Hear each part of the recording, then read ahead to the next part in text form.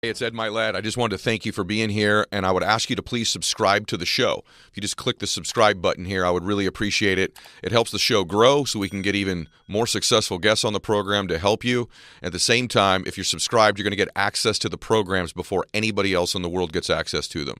So if you would, click subscribe right here. Thanks so much. All right, welcome back to the show, everybody. I'm excited about today's topic. It's going to be brief, but I think it's going to be very, very inspirational and effective for you. So today we're going to talk about preserving your bliss. So many of us right now in our lives are experiencing a whole set of emotions, whether it be worry, angst, anger, fear, frustration, could even be happiness, could even be a little bit of joy. But what I would wish for you is bliss, because bliss is not actually an emotion. It's actually a state of being. And it's not contingent on external stuff in order to feel it, in order to experience, in order to live in it. So I'm known for using the word bliss, and people will ask me all the time, Ed, is happiness and bliss, are they the same thing?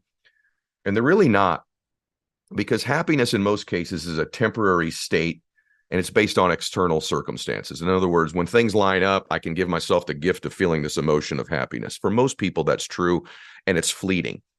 The other thing, not to get too detailed today, or too deep, but happiness and most other emotions have a duality to them, meaning there's an opposite.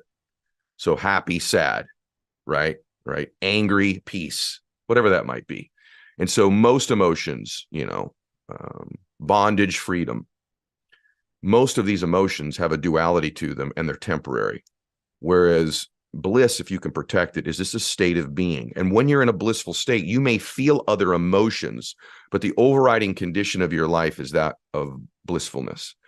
But so many of us aren't developing patterns and systems and structures in our life, thoughts that preserve it, that protect our bliss. And I want to challenge you to begin to do more of that. You're allowing too many things in your life. Listen, if somebody wants to push you away in your life, let them push you away and let them find you never again. You can't have people in your life that are stealing or robbing you from the potential to have bliss in your life. Here's what bliss really is.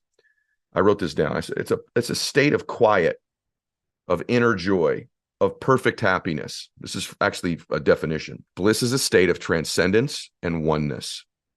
Experiencing a state of bliss ultimately is discovering the purpose and meaning to your life. And once you understand the purpose and the meaning of your life, now you are in the experience of the state of bliss. That doesn't mean you won't feel other emotions. But when you have the overall knowing of why you're here, why you were born, what your mission and purpose is, or the meaning of your life, that transcends emotion. And that's why I want you to preserve it. And so I want you to begin to feed yourselves the things that give you bliss in your life. That might be certain people in your life. It might be your scriptures. It might be getting outside. It might be your meditation or your prayer or your working out. All these are things to preserve your bliss. On the other side of that, though, you got to move out of this world of duality where you just feel emotions based on what the external conditions are of your life. And so many of us, we don't preserve our bliss. We're not conscious of it. For me, this is the year of preserving my bliss because I deserve it. I've allowed, if I'm being transparent with you, I've allowed too many people in my life who steal my bliss. And, I'm constantly trying to pick them up, or they're constantly angry or constantly frustrated, constantly in a relationship issue. And they drain me. Do you relate to that? Or there's this person that's antagonistic to me, or there's this thought or behavior that you have in your own life that robs you of your bliss. And here's the thing in my life. If you don't want to contribute to my bliss, if you don't want to help me stay in this state of blissfulness, you can't stay in my life anymore. A lot of you know that I've lost some friends recently. Some of them were very young. But when you get to my age, you've had a lot of experience in your life. I've seen a lot of things, and I've fallen into patterns. See, as human beings, we're really a series of patterns, aren't we? And thoughts. And also the same people run the same patterns in our lives. You don't become aware of those patterns. They rob you of your ability to live in bliss. If you don't be aware of what are the things. So what I did recently that I would recommend you do is I wrote down a list of the things that steal my bliss, that take me out of that state of being. I wrote them down. I wrote down the names of the people. See, some people only do it once in a while, but they do it. So I put them on the list. That doesn't mean they're going to get eliminated necessarily if they do it once in a while. But I identified these people have a tendency to steal my bliss. Ed, what thoughts steal your bliss? These things. What behaviors? These things. What tasks? These things. What parts of me steal my bliss? Because what I want, I don't mind having anger. I don't mind having worry and fear and frustration. Those are emotions, as long as I'm still in a state of blissfulness. That's my overriding. It doesn't take me from my purpose or my calling or my mission or me remembering why I was born and I'm here. But when those things begin to impede on that and you infringe on my blissfulness, on my life, on my way of being, I got to address it. It's taken me 52 years to figure that out. Let me save most of you time. And if you're a little bit older than me, let's just do it together. Then I made a list of what feeds my bliss. What gives me more bliss? There are things that surprised me that came on that list. This may seem really random. It may sound corny, but just getting outdoors with my shoes off. Is that weird? Gives me more bliss, feeds that state. For me, being near water. I know it's crazy. Music. I need more music in my life. Frankly, I'm only listening to a couple podcasts now. Stay listening to mine. I'm listening to more music. In my case, recently more worship music. I just like the music. I like the words. It puts me in a beautiful state. Moving my body more gave me more bliss. Believe it or not, more yoga, which I just started this year. More stretching. More quiet and alone time gives me more bliss. Really working out to exertion gives me more bliss. For me, reading gives me more bliss, particularly scriptures, but not just scriptures for me. Reading good work gives me more bliss.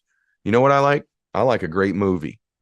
I'm going to give myself the gift of watching a little bit more really great movies. It gives me bliss. You know what gives me bliss? Sleep. Believe it or not, I love to sleep. And I'm going to give myself the gift of a little bit more sleep. I love looking at really like beautiful things, beautiful scenery. I love taking in small stuff. It gives me bliss. I like goal setting and future casting, what I call it possibility projecting in my life. I love that feeling of what could my life look like? What could this month look like? What could it be in 2 years, 5 years? I only do that a few times a year. I'm going to give myself the gift of doing that way more regularly because it brings me joy. More importantly, it delivers me to stay in this state of bliss. So I've made a list of the things that take from me, and there's more that take from me. And then I've made a list of the things. I'll give you one big one for me that steals my bliss. I'm just going to share this with you. Social media. In particular, when I see things where human beings are harming one another, violence in the streets. Doesn't mean I want to be my back to it and not be aware, because I want to be able to contribute to it. I feel like some of my work can help reduce or eliminate it. So believe me, I'm aware of it. But feeding that to me, for me, all the political discourse in the country, I find that when I watch any political television that I lose my bliss. Whether it's even stuff I agree with or disagree with, it's become toxic for me. So I can't eliminate it because I need to know what's going on in the world, but I'm reducing it by about 85%. I'm reducing my social media time by about 85%. A big one for me is the politics stuff, because it's not necessarily what each of them are doing. It's the way we treat each other because of it and over it. It's some of the things I've learned about how the world's working that just robs me of my bliss. Let me be very clear. I want to know what's going on. I want to be informed, but I don't need to bathe in it. There's a difference between sipping from the water and making sure that I'm aware of what's happening and I'm hydrated with it, and drowning and bathing in it all the time. You know exactly what I mean. And so I've made this list because I want to live in bliss. I was born to live in bliss, and so were you. Then I took a look at, what do I do in the lives of other people? Am I bringing bliss to the lives of other people? And when I'm at my best, what am I doing? And so you'll have to know this. For me, I've just really drawn some strong lines. If you take my bliss away, you're probably not going to be around me. That's it. And I'll give you a couple warnings, but if you keep doing it, it's going to be game over. That's a hard way to live life. It's a difficult thing to decide, but it is. And here's how I'll reduce it. I'll reduce you by 85%. I won't cut you out of my life completely unless that's all you do. Some of you have someone that's all they do. They're gone. But everything's going to get reduced by 85%. Social media, reduced by 85%. Political stuff, 85%. Person who steals my bliss, 85%.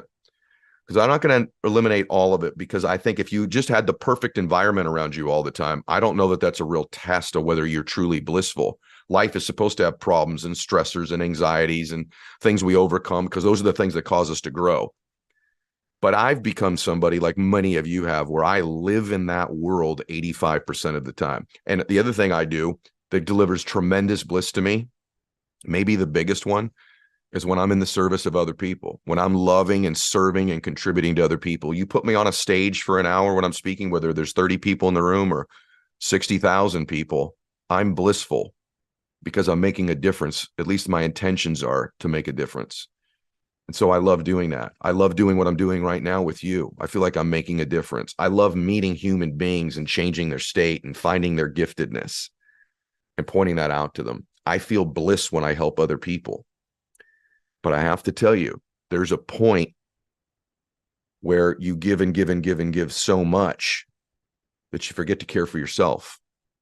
And a lot of you are at that point where you do love your job. You're a nurse or a doctor or you're an entrepreneur and you love what you do, almost to the point of your own detriment, right? So there's a point where even that's too much, where it's too much, and you need to begin to care for yourself. Those of you that are moms or dads, your whole world is your family, right? You're just giving and giving and giving.